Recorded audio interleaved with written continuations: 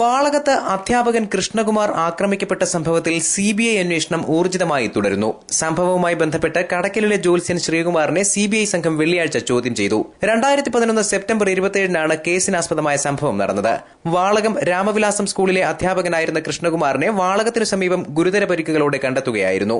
കടക്കലിലെ ജ്യോത്സ്യൻ ശ്രീകുമാറിനെ സന്ദർശിച്ച് മടങ്ങിവരും വഴിയാണ് ആക്രമണം ഉണ്ടായതെന്ന് കൃഷ്ണകുമാർ കേസ് അന്വേഷിച്ചിരുന്ന ഉദ്യോഗസ്ഥർക്ക് മൊഴി നൽകിയിരുന്നു. സംഭവം അപകടമാണോ അതോ ആക്രമണമാണോ എന്നത് സംബന്ധിച്ച് ഇനിയും വ്യക്തതയുണ്ടായിട്ടില്ല. ഏറെ വിവാദങ്ങൾക്കൊടുവിലാണ് സിബിഐ കേസന്വേഷണം ഏറ്റെടുത്തത്. കൃഷ്ണകുമാർ നൽകിയ മൊഴിയിൽ വൈരുദ്ധ്യമുള്ളതായി ആരോപണം ഉയർന്നിരുന്നു. നടന്ന സംഭവങ്ങൾ തന്നെയാണ് മജിസ്ട്രേറ്റിനോടും പോലീസിനോടും പറഞ്ഞതെന്നും നുണപരിശോധനയ്ക്ക് തയ്യാറാണെന്നും കൃഷ്ണകുമാർ സിബിഐ ഉദ്യോഗസ്ഥരെ അറിയിച്ചിട്ടുണ്ടത്രേ. അന്വേഷണം ഊർജിതമാക്കുന്നതിന്റെ ഭാഗമായി കെ ബി ഗണേഷ് കുമാർ എംഎൽഎയുടെ പ്രൈവറ്റ് സെക്രട്ടറി പ്രദീപിനെ സിബിഐ ചോദ്യം ചെയ്തിരുന്നു. സംഭവവുമായി ബന്ധമുണ്ടെന്ന ആരോപണത്തിന് വിധേയരായവരെ ചോദ്യം ചെയ്യുന്നതിന്റെ ഭാഗമായാണ് ജ്യോത്സ്യൻ ശ്രീകുമാറിനെയും കുടുംബത്തെയും സിബിഐ ചോദ്യം ചെയ്തത്. സംഭവ സമയത്ത് ശ്രീകുമാർ താമസിച്ചിരുന്ന കടക്കലിലെ വീട്ടിൽ വെച്ചായിരുന്നു ചോദ്യം ചെയ്യൽ. ശ്രീകുമാർ, ഭാര്യ, മക്കൾ എന്നിവരെ രാവിലെ 8 മുതൽ സിബിഐ ചോദ്യം ചെയ്തു. ഉച്ചയ്ക്ക് 1:30 അധ്യാപകൻ കൃഷ്ണകുമാറിനെയും ഭാര്യ KR ഗീതയെയും കടക്കലിൽ എത്തിച്ചു. പിന്നീട് ഇവരുടെ സാന്നിധ്യത്തിലായിരുന്നു ചോദ്യം ചെയ്യൽ. 3:30 വരെ ചോദ്യം ചെയ്യൽ തുടർന്നു.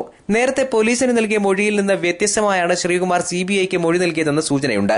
SP ജോസ് മോഹൻ, ASP നന്ദകുമാർ എന്നിവരടങ്ങുന്ന സംഘമാണ് ചോദ്യം ചെയ്തത്. ചോദ്യം ചെയ്യൽ സംബന്ധിച്ച് തനിക്കൊന്നും പറയാനില്ലെന്ന് ജ്യോത്സ്യൻ ശ്രീകുമാർ പ്രതികരിച്ചു. അന്വേഷണത്തിന്റെ ഭാഗമായിട്ട് അവരുടെ ജോലി അവർ വിളിക്കുമ്പോൾ നമ്മൾ പറയണം നമ്മുടെ ജോലി അല്ലേ. എന്താണ് അതിനകത്ത് പറയാനുള്ളത്? എനിക്കൊന്നും പറയാനില്ല. എന്റെ പൊന്ന് സഹോദരൻ, ഒന്നും പറയാനില്ല.